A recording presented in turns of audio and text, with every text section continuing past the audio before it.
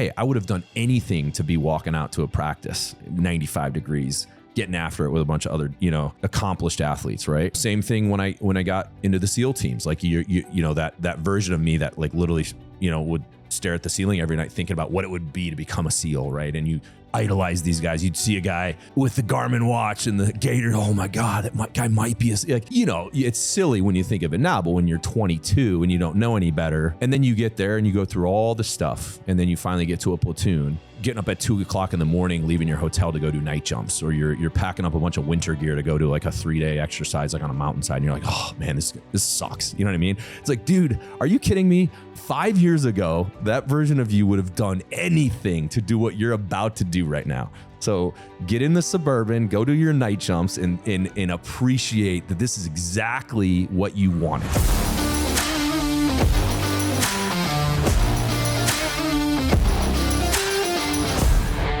You're listening to the Born Primitive Podcast. Good morning, everyone.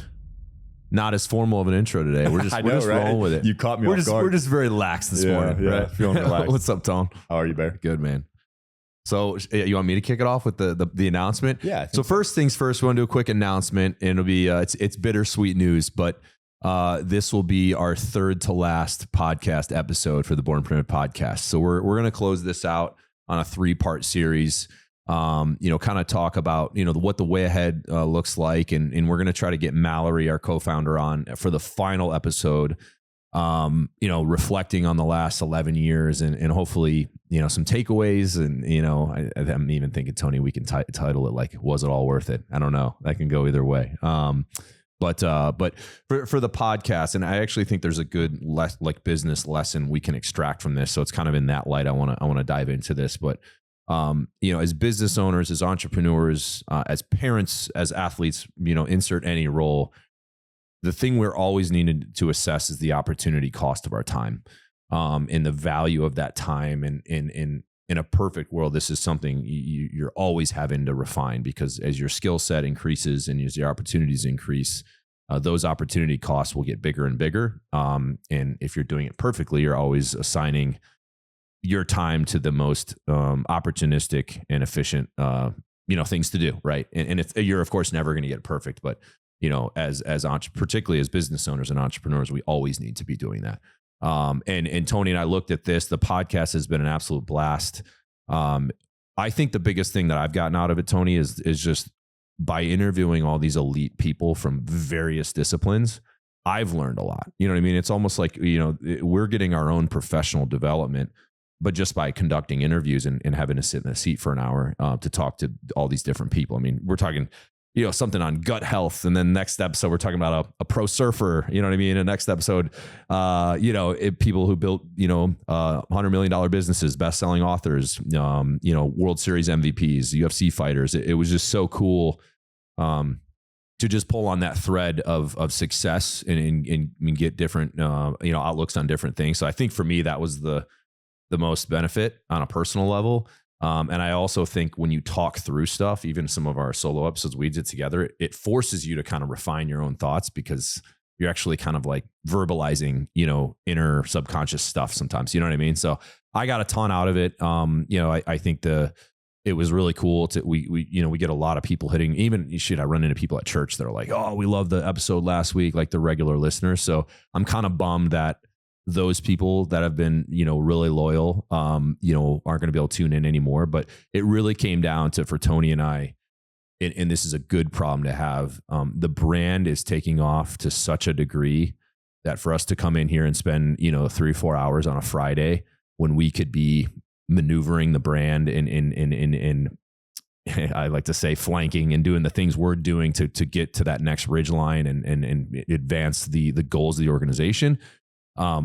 Right now there's a high value on that time. You know what I mean? So if you combine Tony and his eyes time, and that's 8 hours on a Friday, and you were to multiply that by an hourly rate, like that should be a very high multiple right now based on what we're accomplishing with the organization. So that's ultimately for me where we landed on it after a lot of discussion. And it's not something we can't bring back. And the last thing I'll say on this is just like anything, especially in like the podcasting space, this was like a little side gig for us. And let's be real. You know what I mean? Like the amount of time we put into this compared to someone who this is their only gig. I mean, it's, you can't even, quantify that. Whereas if like, imagine if someone was trying to compete against us in apparel and they were spending 3 hours on apparel a week, like, of course we would bulldoze them. Right. So I think that's another lesson I've learned here is like, when you're going to pursue something, you have to make a decision. Like, are you going to go all in and slide those chips in again, at the expense of maybe other lines of effort that you could have been applying that towards? Or are you content with, hey, this is just kind of something we're doing for fun? And if that's the bar, then you have achieved success. But if you're trying to be, hey, a top 10 podcast on business or entrepreneurship or whatever it is, that needs to be, likely your only gig. With the exception being if you're someone that already has a huge owned audience from previous exploits, like if you were a pro athlete that has 20 million followers, you could start one up and be in the top 10 if it's a good product, like right off the bat, right? So there's exceptions to it. But for the people that have cut their teeth in the podcasting world, you're competing for so much good, awesome content out there. It's like, so, kind of an acknowledgement that, hey, this isn't what we do. We're an apparel company. We're an apparel brand. And while I think we did a pretty good job, if we were to end Born Primitive tomorrow and say, okay, Tony, our only gig is this podcast, we need to blow out, the way we would approach it would be completely different. We'd have ad campaigns. We'd have a whole staff. We'd have a marketing plan. You know what I mean? It wouldn't be like, all right, hey, what are the 2 shorts that we post this week? And you know what I mean? And that's okay. But I think the fact that we've acknowledged that, hey, our time is better assigned in these other ways. And what Tony and I plan on doing is we're actually going to try to take some of that time saved and try to get on other platforms, get on other people's podcasts, so they become aware of Born Primitive and the origin story and things like that, to an audience that maybe isn't already tracking what we're doing. And we see a high opportunity there. So those are my thoughts, Tone. What do you think, man? Yeah, I wrote a couple things down as you're talking and like couldn't agree more in several areas. And the assessment, I think there was a bit of like, not thoughts of grandeur, but like when we started this, it's like, hell yeah, this makes sense. But then given how I view it in my head and how like, as we kind of turned over the decision as to which direction to go, you start to realize that fast forward 2 years, if we've positioned ourselves as individuals within the organization to build out the leadership and flow of the day-to-day and even a lot of the macro, that we're kind of truly on just the outside of it, that's when something like this, as you said, that's when we could commit enough time to really make this a priority. But for us, it became when you weighted against our growth goals for next year and then our growth goals for that following year. And then even we've talked about it on here, even the potential of an investment, when you ranked everything as like priorities and then where you add the most value, I know I'll speak for myself. It was like, okay, this is so much fun. And everything you said is true. Like the amount of stuff that you realize, not that you're bullshitting on, but that you've never had to actually put words to. And then you're on a podcast tripping over your own words and you're like, holy shit, I need to reflect a little bit here and kind of do some cleaning up of kind of what's in my both conscious, meaning what I'm able to verbalize. So the benefits of that, the benefits of the network, the benefits of getting to see the thread behind all these high performers. And as you said, we weren't doing just athletes. We weren't doing just doctors and scientists. We really shot kind of a wide net, and we were able to see, at least from my perspective, the thread between them, meaning 2 people who do like a pro surfer versus a microbiologist. Like on paper, you'd be like, those 2 aren't that similar at all. But then for them to be able to express their kind of their methods for getting to the place that they got, you start to see a thread there. And you also start to see traps, I think. You see like, we had some entrepreneurs on here, and I know you can relate to this because we've talked a ton. You hear their horror stories of like kind of where maybe grinding for too long let them, and like all those things are super insightful for us kind of, and both you and I are even at different stages, but in your kind of business journey and just the life journey to get to see different people at different stages of that, I think is just so insightful for development as an individual. But yeah, I think I could see us like, and I don't want this to be like a tease, like an inappropriate tease, but like I could see in 2 years, depending on like where we go as a company, that you and I, like if things kind of trend the way they're looking now, that if we positioned ourselves over 6 months to say, hey, we want to actually revamp this in 6 months, what do we need to do from a business flow standpoint to achieve that? I could see this getting resurfaced because like what you said is true. Like look at Diary of a CEO, look at Chris Williamson's Modern Wisdom. You go on any social platform, you're going to see little clips that they're putting paid dollars behind. That's their acquisition channel. Yep. So it's a full team strategy. The same way we run our marketing calendar for products, their podcast is the product, and they treat it that way. So yeah, I think I'm kind of being redundant with a lot of what you said, but it's so true. Like when we to be extremely grateful for the people that we got to have on here, the network, even some that now have become friends. But then when you weighed it against, and candidly for the listener, like we had good viewership, but it was pretty, there weren't big peaks, there weren't big lows. It was very consistent, but we weren't seeing exponential growth. So that, yeah, I think, and it's actually, I'm grateful for this as well. I think people had a perceived kind of like image that like this was humongous. And it's like, we had a good following and we had a good listening, but it wasn't growing at a rate and we weren't strategizing in a way to really exponentially grow it. So there's where, when it got kind of plugged into the priority list, it was like, okay, if this isn't producing high upside for the business and there's a time allocation and of course a production cost to make this happen, where does this actually fit? I will say, and I'm sure you've had it as well. It sounds like, because you've had people at church say something about it. It's ironic that over the last 3 weeks, I've had more people make a comment about the podcast than ever. So there is a little bird. Same. There's a little bird that's like, damn it. And I didn't want to tell him I last week, guys like, oh man, that last episode. I'm like, oh man, yeah, we love it. So we listen every week. That's the only little birdie. I know. But I'm like, even with having Bruno's and having the touch points there and getting you onto other big podcasts, which like will not be hard to do.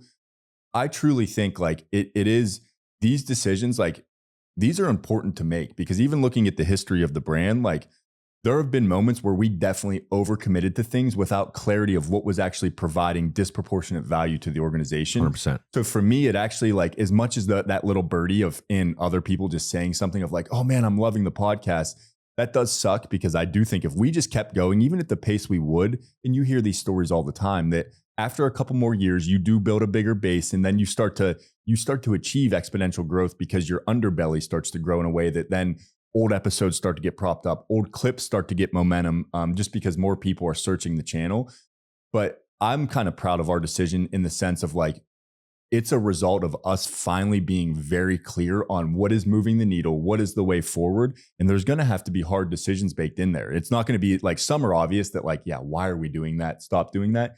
This one kind of falls into that category of like, shit, there is upside here, but we haven't really seen any indicators of it. So it kind of fell in that gray area. And those ones are hard because like there is potential there. And this is such a unique, it's a channel that is so prominent right now. But I think what you said was the decider for me, is that unless we're going to shift to now put in 3x or 4x the time we're currently doing. And then that's when and once again, I'll just speak from a personal level, as I weighed against what I can do next year to help achieve our goal versus putting 3 or 4x more time into the podcast. That's what was kind of the deciding factor personally. Yeah. Yeah. Well, I like that we're leaving it a little open-ended, because I do see a time where we could bring it back. But if we were doing it again, like if you guys see us show up in 2 years, like just stand by, because we're coming in with the arsenal. Like I would have 2 or 3 full-time people. We would have a paid advertising strategy, which we're very good at for the apparel side. But like, imagine if someone tried to start an apparel company and they weren't advertising, they're trying to compete with us. Are you kidding me? It's not even gonna be close, right? So that's kind of what we're doing, right? We're like, oh, we want to be in like the top 20 podcasts, but it's like, okay, well, you're doing none of those things that those other platforms are doing. And you didn't really inherit an organic audience like a lot of these like kind of like big figure people did. You know what I mean? But if we do come back, I think we will do it a different way. And then, where it'll be a lot more serious and there's a lot more happening behind the scenes that the viewer won't see, to actually make that, all right, this needs to be treated as if that's its own standalone business. Like in a way, it needs to have its own P&L. You know what I mean? Sponsors, production costs, employees, they're tagged to that line item. So you can actually, it ends up becoming a profit center, not a cost center. Right. And that's when people really do it right. Then it's like basically free marketing and it's making money. That's a hell of a recipe for success. Right. Yep. I think what I'd like to do is like ask you, and we can obviously go back and forth a little bit, but like, I think from doing all these episodes, I've learned a lot about business just by just discussing things. But also like, there's been a lot of personal things. And part of that is just your own growth during that time period. It's not, of course, all tied to just talking with people on podcasts, but, so I'd be curious that you looking back over the last couple of years, what would be you think your biggest business takeaways? And then maybe, we can do that one first. And then I would like to hear kind of your personal evolution. And how maybe that some of these guests, like, maybe there's some guests that stand out where that was a light bulb moment of, a business angle or a personal development, milestone or a different perspective that made you say, holy shit, like I've been looking at this all wrong. You know what I mean? I know for you in particular, like what I really admire about you is you seem to always be, reflecting on different perspectives, and you're very mindful, and your lifestyle, you know what I mean? Like you're doing all the things right, no social media distraction shit. You don't even do caffeine now. Like you're basically like a Buddhist compared to me, you're a Buddhist. What I mean? I'm like coming in, I'm on my third cup of coffee. I'm drinking one of these guys right now. It's one of these brain drinks. And obviously no agenda here, but is there anything that stands out, particularly if it's related to a guest? Of course, that helps, but on the personal side that you've pulled from this. Yeah, well, I appreciate the compliment first off, and maybe that could be my first Instagram handle, is the douchey Buddhist or something. But it actually that one. To answer that one, it feels very organic because it's something I've been reflecting on a ton, and the words I would put to it is living truth. Is that, and here my friends are going to laugh. They're like, Jesus, does he have to talk about psychedelics every time? But like, and this doesn't have to be pertinent to just using psychedelics. That was a catalyst for me, along with 100 other things. And that's where like, I never want to paint the picture that like, only because I did that this resulted. I already think this way. Though the plants that I've chosen to work with now for 12 years provided a catalyst to really go deep. And what I mean by living truth is that I realized there were a lot of areas in my life. Now, from the outside, none of these were egregious. It wasn't like I was saying I was a preacher and then like doing drugs and sleeping with a bunch of girls. But like what I've realized is that if you can continue to delayer where you're out of tune with your living truth, meaning like, first off, what you say you are, but then also your philosophy on life. Like, what is your spiritual kind of scaffolding that you've built for yourself? And by no means am I here to tell you what that should look like. I think for every individual, there's different religions, there's non-secular things that you can kind of build that scaffolding for you. But then for me, that means nothing. What somebody tells me they believe means absolutely nothing. How they act on a day-to-day and how people feel around them in resonance with what they believe is where my favorite people in this world excel, meaning they're a living truth of what they say. Yeah. Like there's no disconnect. Now, when I say no, like there's a level of grace and humility here that like no one's going to be perfect. And that's where like even just acknowledging that gives you a level of humility. But I just see, I saw in myself and then in others as well, is that there was a lot of incongruent things that I was doing. And what's weird is at first that feels foreign. You feel like kind of a square to be like, well, I actually don't like drinking that much anymore. Why am I doing it? And it takes a while. For me, it would be like, okay, I would go to drinking alcohol once a month. But then when I would do it, I was like, I really didn't have fun. But then I would have, say, a wedding, it did feel right. And I was like, okay, there's something there where like the right moment, it felt right to drink alcohol. But then these repetitive where you just felt maybe insecure because other people were doing. Why are you drinking then? Why are you having the 3 beers if you really don't want to? And then you have to wake up at 5:30 with the girls. Like that felt like an incongruency. And what I realized, and I'm going to relate it to actually the podcast too, is that we too often farm out our own intuition and are looking for that in the external, meaning we want somebody to tell us what's best for us or tell us what's healthy for us. And what I've recognized, and honestly, it was like throwing fuel on what I feel like would be my quote unquote, like personal development, was when I realized that your own intuition is always the best indicator of where you're landing on something, with a caveat that you have to learn to be able to listen first. And if you've had, and here's where kind of like, I'm going to start to mesh kind of my work within the psychedelic space. If you've had serious traumas or big events in your life that you haven't unpacked yet, your intuition can be off, meaning like those can be affecting because you're kind of having a trauma response to something that you really don't know is there. So your gut reaction of what you think you should or shouldn't be doing is actually a little bit uncalibrated. But once you can work through that, and it doesn't mean you solve it, but as long as you're somewhat aware of like, oh, that event is having a kind of a subconscious influence over how I'm making decisions, that's enough. Like as long as you're aware it's there. But where I get with the farming out thing and how it relates to the podcast guest is that I recognize in so many areas of my life, whether it be diet, whether it be exercise, whether it be relationship, I wanted to read another book to finally crack what was best for me. I wanted to try another diet. And then I recognized like, wait a second, if I just listen to my body, now, once again, that sounds sexy and it sounds almost like delusional for most people to be like, what the fuck does that mean? Listen to my body. I believe, and here's part of my kind of philosophical scaffolding, your subconscious and conscious and soul are always speaking to you, always giving you insight. And if you learn to actually fucking listen instead of distracting yourself, you end up on a path that feels very resonant with like things like joy, contentment. Now, struggle's still on there, but it feels healthy, almost like lifting. When you lift, there's a struggle there, but it feels good almost. And what I have found is that as I get more congruent with both like what I'm saying I am, how I show up every single day in every moment, and then how I treat individuals, both myself and others, that path becomes so clear that it becomes way more enjoyable versus feeling like at times like you're carrying a fucking 100-pound rucksack. You can still get to where you're going, but you get there and you're like, Jesus, I am fucking exhausted. So the thread is that being able to talk to people, I recognize that exact thing, because it would be one thing if we had, let's say we had 20 guests on for nutrition. We only had probably 3 or 4. And they all said the same exact thing of like, this is what I do and this is how I feel great. But as you recognize, that ultra marathon guy, he's eating a keto diet. Another like Carol, who we had in here, like she's more of just a holistic, like eat whole foods, like have a good base, hit your macronutrients. So the more I got exposed to more people, especially people at a high level, you recognize like there's 50 fucking ways to do this. And then it related to the work I was doing outside of both Born Primitive and the podcast of just like really exploring how to listen. And there's where one of my catalysts has been psychedelics, but even just meditation, even walking, exercise.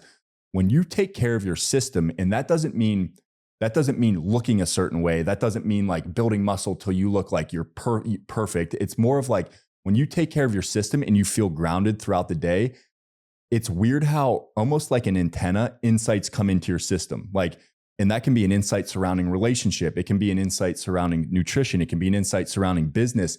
But in order for those insights to come in, your system has to be functioning properly. Otherwise, there's so much fucking static and so much noise that those messages can't even get to you.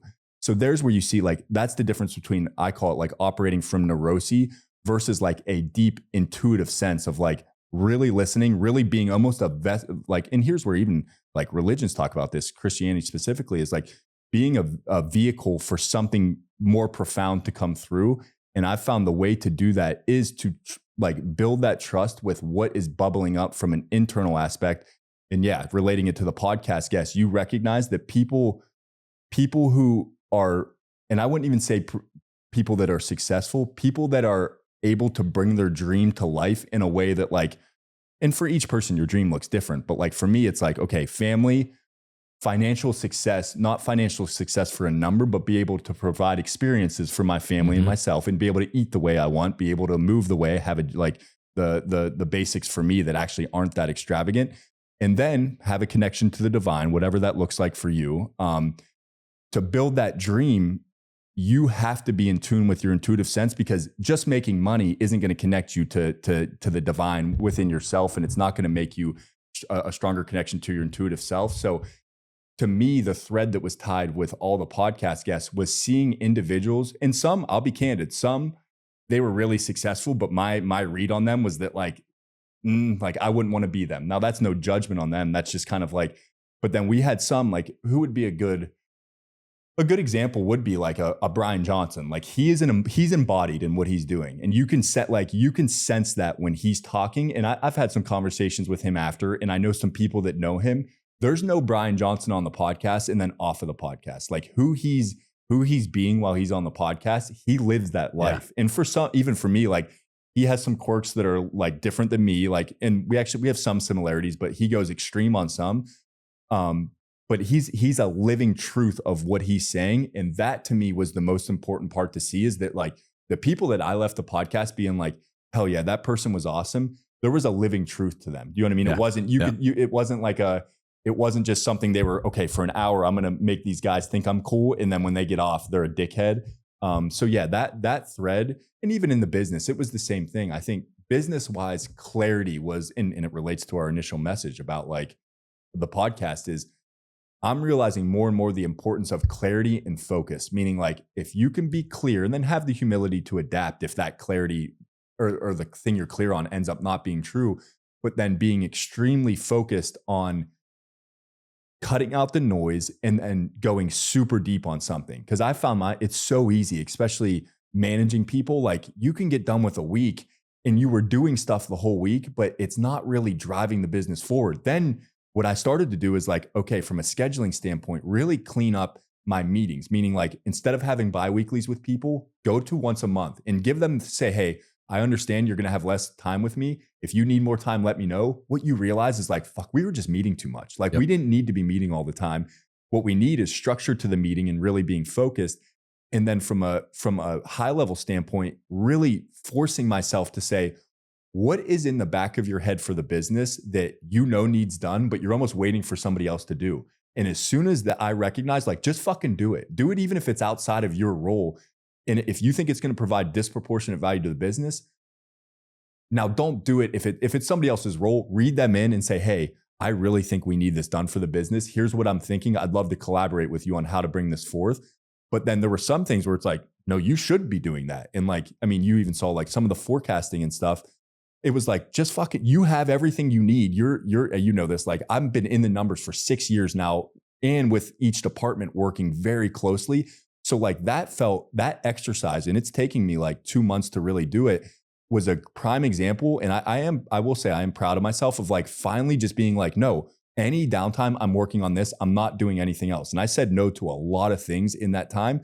And then you recognize too, it's like, and you've said this, you're setting your team up to grow faster too, because when they recognize like, yeah, Tony didn't need it. He said no to that. And then he didn't need to be in that meeting. Do I need to be in this meeting? Like, why do we have 7 directors in one meeting where really if one director would have briefed it well, everyone could have said, that's awesome. Like, here's how that's going to affect us. We're good to go.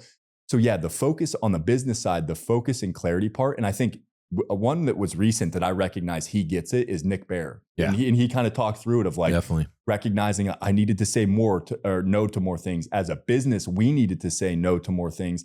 And then even the books, he asked like, what books are you reading right now? What do you use for personal development?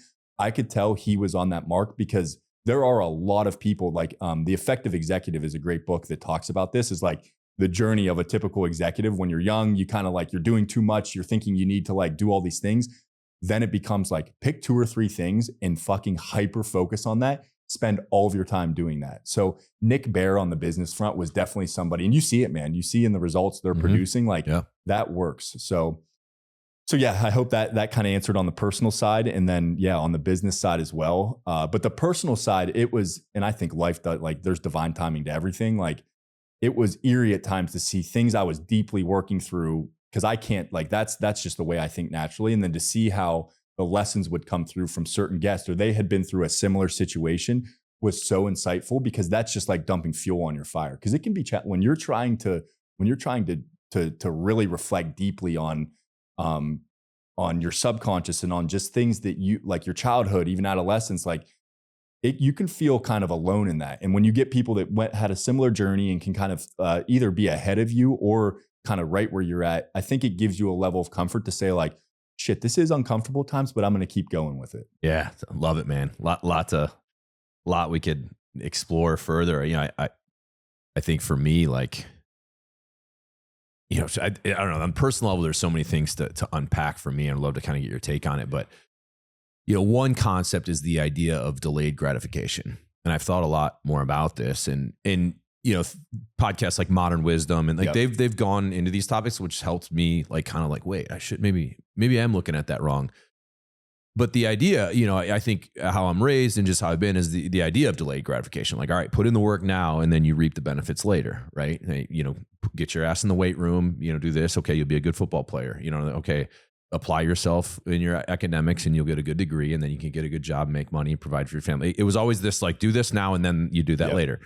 While I think that's good, like it's definitely a good mindset to have, if we apply the concept of delayed gratification our entire life, you'll never actually You're just delayed. experience it. Exactly. You're going to be 80 and, you know, you're going to say, oh shit, I never actually like, reap the benefits of, you know, I've really thought more about that a lot lately. You know, I definitely don't want to lose that eye of the tiger.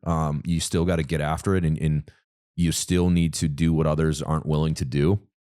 But can you have both? Can you have delayed gratification in the sense that like, okay, there's going to be a milestone achievement that comes at the end of this, but also can we extract joy from the moment and realize, hey, the years are going by, man. So you better find a way to appreciate the small things in life, and not always, you know, we talked about the false summits, you know what I mean? Like it's kind of that whole idea.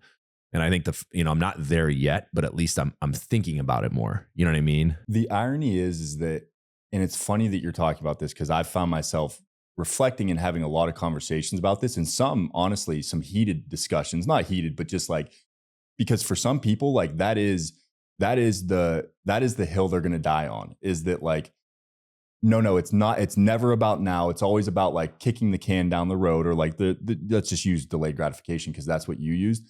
In my development, I had a recognition similar to, sounds like what you're having, that like that actually, there's some assumptions being made there that now I disagree with. Now there's a practical nature to this where if the practical nature means, yes, there are certain areas of your life that at times you certainly need to do that, especially if you're course correcting, where it's kind of like tugging something back in line. And it kind of relates to the intuition side of like getting yourself back attuned. There is a level of kind of like, it feels at that point where like, okay, I'm doing nothing I enjoy, but it's kind of like you're recorrecting your system, which can feel kind of chaotic and pressure driven.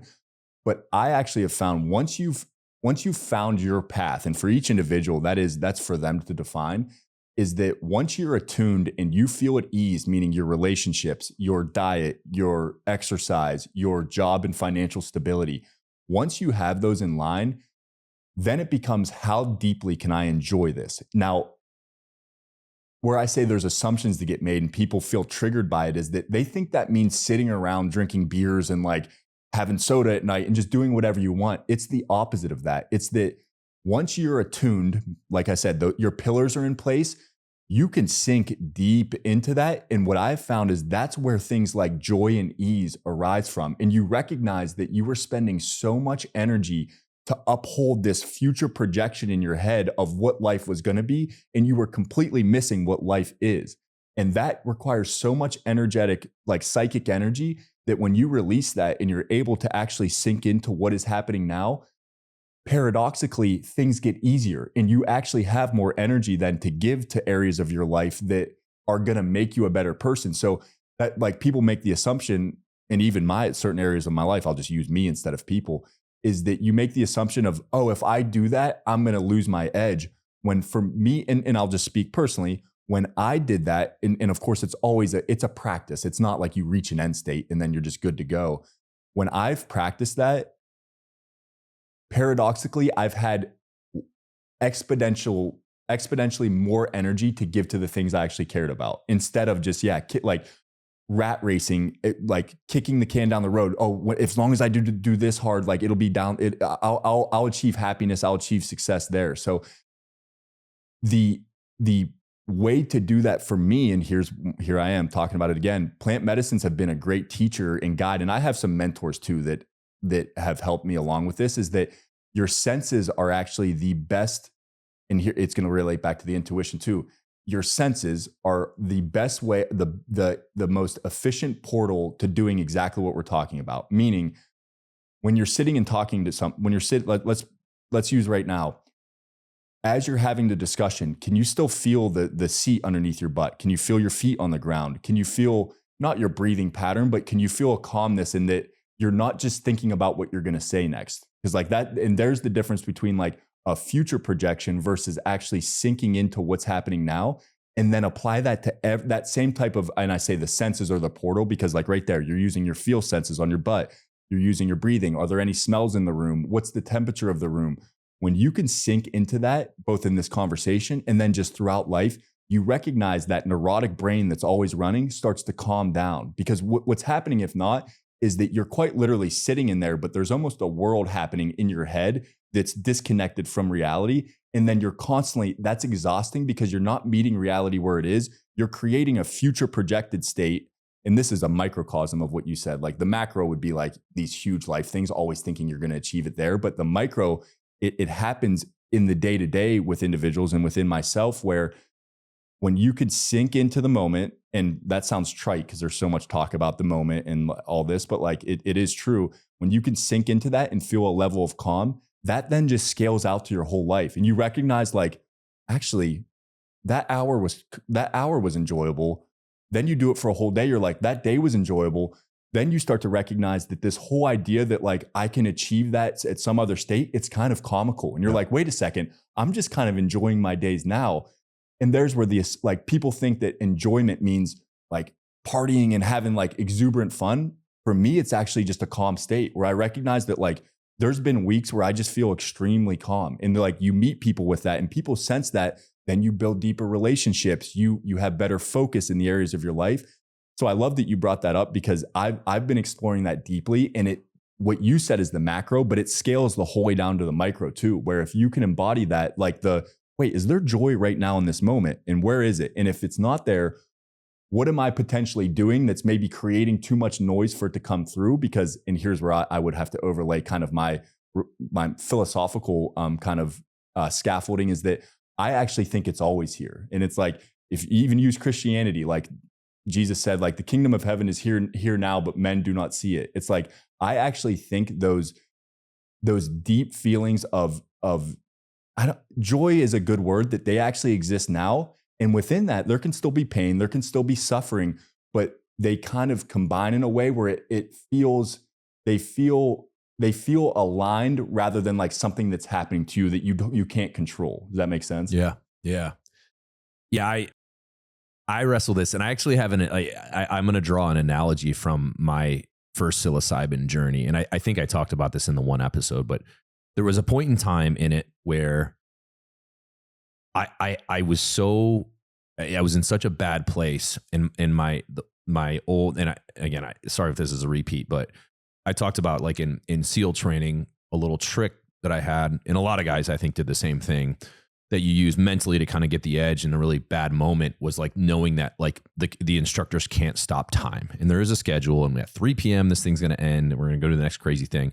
And just knowing that gave you a little bit of an edge, right? It was still terrible in the moment, but you know this couldn't go on in perpetuity, right? Eventually we have to go to dinner. Like they have to feed us. We know that, right? So that was a trick that I learned that got me through. So during the worst of the psilocybin journey, that instinct popped in of like, oh, they can't stop time. And I was like, all right, just endure this. It's dark out. It's just only maybe 2 hours left. Just dig in. And that's when the medicine laughed at me and was like, oh, really? Well, I'm going to show you what forever feels like, and you're going to live in this forever. And that's when I went into like a panic of like, oh man, like I can't stop, like am I stuck now? Oh man. And like, I can't even quantify that feeling. You can probably relate, but that realization that, wait a second, like is this about to make me feel what 8,000 years feels like? And that's exactly what happened. Same thing in my personal life. I had the realization that these milestones aren't the solution, right? Meaning, like, as soon as you get that thing, it doesn't mean all these other things go away, or problems, or you know what I mean? Like it's so much deeper than. And just a few like silly examples. It's like when I was in high school, like I was working really hard with my grades, and I was living in the weight room, and I was eating like a horse, and I was like, practicing like crazy for football. I wanted to be a Division I football player and ideally go to an Ivy League school. I wanted to have the academic and the Division I ball, right? As soon as you get there, you put in all the work for all of high school, you think, okay, you've made it. But then you realize it's just, you normalize it very quickly. and you don't ever think back to like the guy who was a junior in high school that would have dreamed of this. Instead, you're walking out to the practice field and it's 95 degrees out in August. You're like, God damn, this is our third practice of the day. Like, this sucks. You know what I mean? It just becomes normal again. And you don't appreciate, hey, I would have done anything to be walking out to a practice, 95 degrees, getting after it with a bunch of other, you know, accomplished athletes. Right.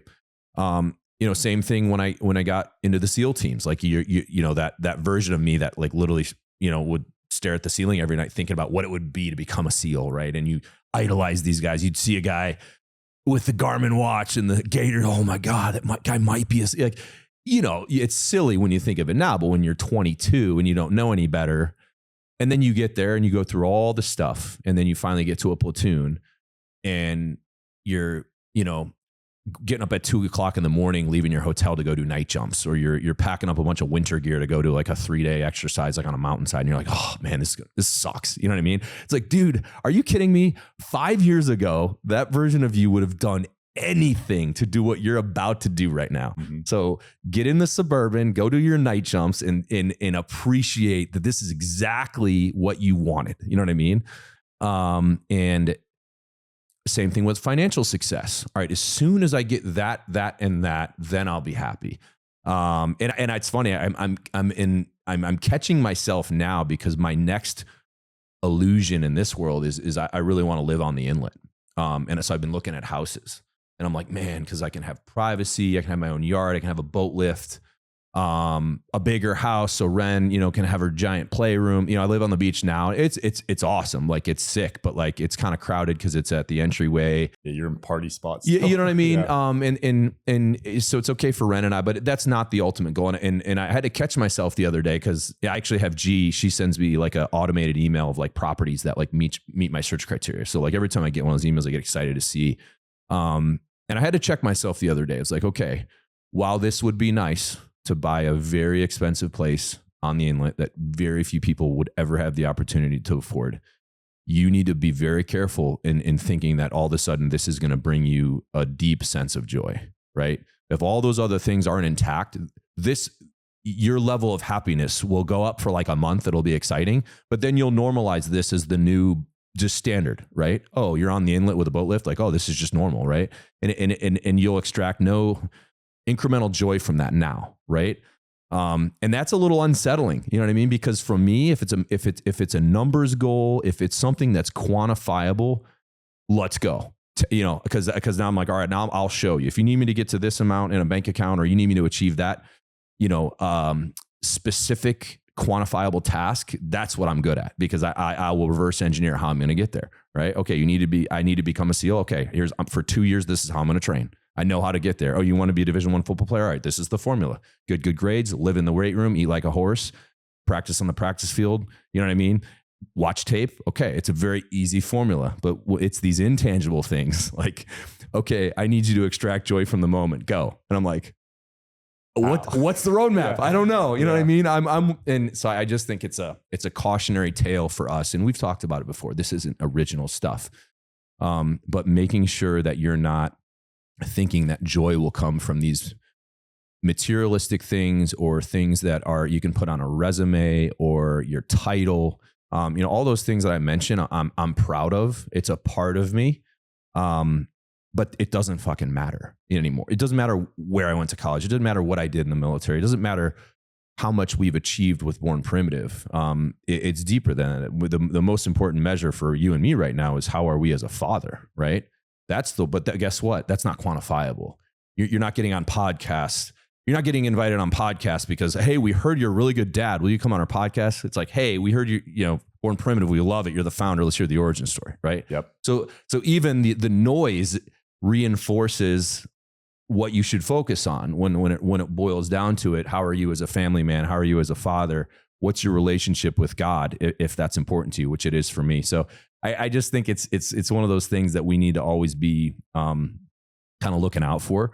And I think the fact that I'm at least thinking about it is a good thing, because I think some people are really blind. And I think part of it is some people maybe haven't achieved those milestones yet, so they don't know that it doesn't unlock the joy. And you've heard, you know, you can hear celebrities or whatever. I mean, how many times have you heard, hey, they're living in, you know, $20 million mansions in Hollywood and they're miserable, right? And so we know this already. It's been told to us by people that have been there and done that. But I think once you actually experience it, then you go, oh yeah. Oh yeah. That Range Rover I bought didn't do jack shit for my happiness. And I don't like Range Rovers, but you see what I'm saying? Yeah. Oh, as soon as I get that, or, oh, she's got like the pretty jewelry. As soon as I have as soon as I can afford that fancy watch and the Louis Vuitton purse, I'll be happy. It's like, no, if at the base, nothing else changes, like it will literally unlock nothing. When the biggest, you're asking a hell of a question, or you're inquiring on a hell of a thing that is age old. Like this is an age old tale, and it's all like for you to have the courage to start to poke at that, I think means a lot, because I think the easiest litmus test for this, and of course you have to be like extremely self-honest with yourself, is that if you had to go now to driving a $10,000 car, living in a $150,000 house, would you be happy? And all of your personal belongings got removed. You still had your family, yeah, but you had to live in that scenario. That's something I think about often, because that actually shows, that's an indication of if you are becoming attached to these material things that, as you said, yes, for a little bit, and they're not inherently bad either. Nothing what we're saying should mean that like having a nice car, having a nice house are bad, but it almost relates back to the mask analogy. If you're getting attached to those where without them, you feel ungrounded and like, God, go spend some time around really wealthy people who are ungrounded. It's like in a minute, you're like, if you didn't have all this shiny stuff, you'd be nothing. Like There's no substance to your soul, or I shouldn't say to your soul, just this identity you've built. So I think they lead with that. Exactly. And it's all about like, we just had an employee actually talking about a wedding she was at, and it was like her husband's in the military. He is the type that doesn't bring up that he's a team guy. And he said, the guy asked like, what do you do for a living? And he's like, oh, I'm in the Navy. And he said, oh, I'm sorry about that, or something like that. And it's like, the fact that you would ever say like, and it was because why that makes sense to what we're saying is he's a really extremely wealthy guy. And he said, oh, sorry, like that sucks. Something like that. Not knowing that the guy's a fucking Navy SEAL, which is hilarious. But yeah, if your identity or ego, and here's where those words start to come in, is being built off of something that is based on external success, external validation, external dollar amount, that is a house of cards that will come crashing down at some point. For a lot of people, that's death, honestly. Meaning like, look, when you're on your deathbed, you recognize, holy fuck, and there's great books written on this, like, none of that meant anything. What was I doing? I think I'm proud even that you're asking, like, and I don't want that to sound patronizing, but like exploring the question is that you're doing it young. Like that takes a long time. And there's even like in my studies, you're kind of going through archetypical transitions, meaning the king archetype, which sits below like the wisdom archetype, is that a king knows how to achieve. They know how to build. They can build a fucking empire. They can achieve the monetary success. They can build all the things, like you said, that's easy for you. Then next, the development out of that is the wisdom archetype, to recognize like, okay, that wasn't bad. Like that's, I needed to go through that phase, but if I stay stuck in that phase, I'm going to self-destruct. And I need to get to a spot where it's more about like, how can I show up for other people? How can I give more than, and they're like, and we talked about this with Sal DiStefano, and then I think we even talked about it on an individual one. When you start to give, and that doesn't have to be just a monetary thing, that means like an energetic give. And now this is going to seem a little bit contradictory to the time thing we talked about earlier. This doesn't mean you become a prostitute, not literally, but like you're just giving to everyone all the time. But it means when you recognize somebody, or you recognize somebody that's hustled their ass off and is really curious, or there's an employee here, like that's my favorite thing. If there's a manager where I'm like, that person is fucking grinding, it's like getting them to the director level, because not because I want it, but because they deserve it. Like giving in that way of recognizing people that are on a similar path to you and then dumping resources into them and seeing what that does for their development. That's worth more than another $100,000. That's worth more than even $1 million, because those are the things. And I think it happens in a subtle way. It's not as if you do that and then you go to bed at night thinking, wow, that was really nice to do it. I actually think there's an underlying kind of energetic field where the reciprocation is happening in such a dynamic, almost quantum way that you can't even, it's not a conscious thing. But when you start to pour out of yourself, from my own personal experience, what comes back to you is it will make you emotional to see then. And the timing's always divine, meaning it doesn't mean you give something and then 2 months later it comes right back to you.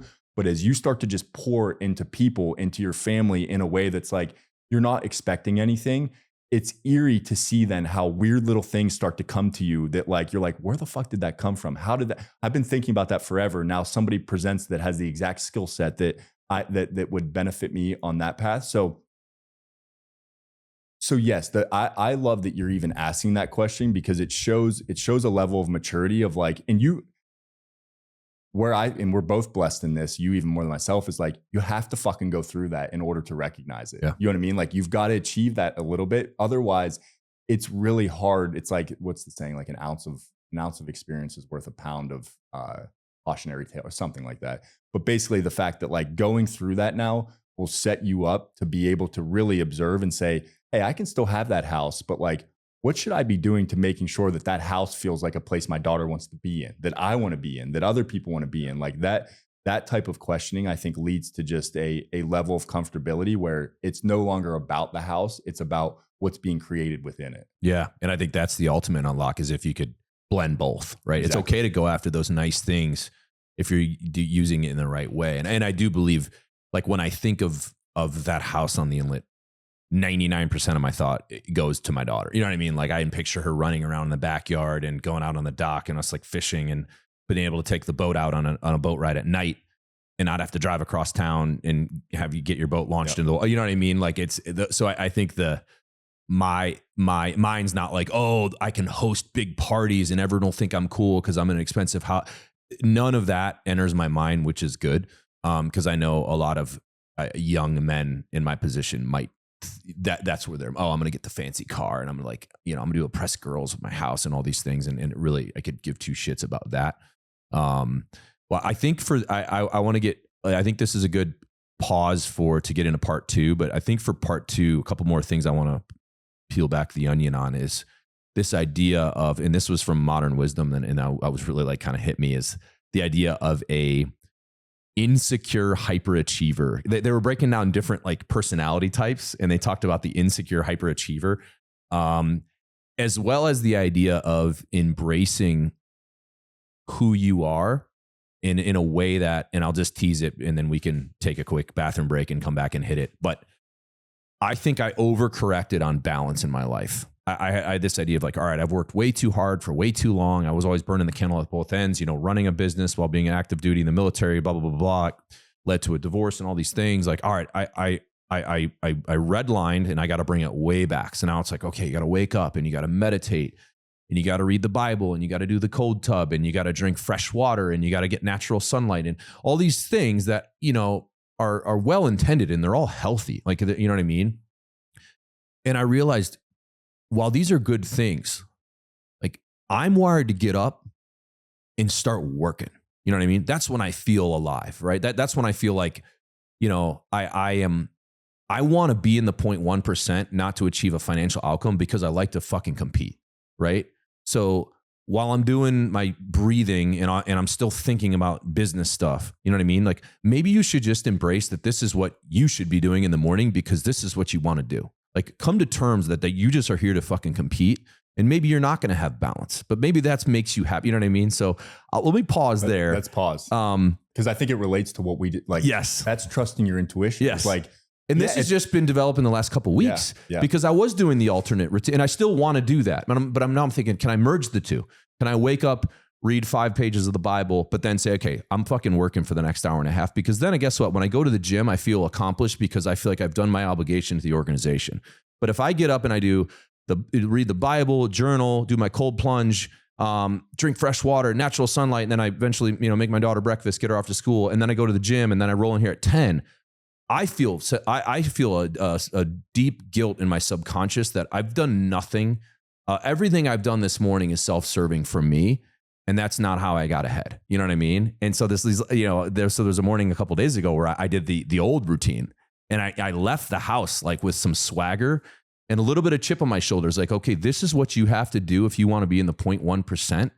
You know what I mean? You have to be fucking different. You got to be a little bit of a fucking maniac. And hey, maybe it's more natural for you to always be like that. You know what I mean? And don't be ashamed of it. So make a decision. You want to be the balanced guy? that works 35 hours a week and is doing sauna 5 days a week and all this bullshit? Or do you want to get the fuck after it? And be okay with that. And then of course it's important that the quality time is there. You know, you can't, and I'm okay with that. Cause when I get home and I'm with my daughter, like I'm good shutting it down. We did Disney movie night last night on the couch. Like that brings me the deepest joy. So that will never be an issue. But hey, if she's sleeping and you're getting up at 5:45, 6, and she's going to wake up at 7:15, okay, get the fuck after it. You know what I mean? Maybe you don't need to do all these healthy things, because if there's guilt in your subconscious that, hey, I'm wired to do more than this, you know what I mean? Then maybe you should just come to terms with it. So let's pause there. We'll roll that into part 2.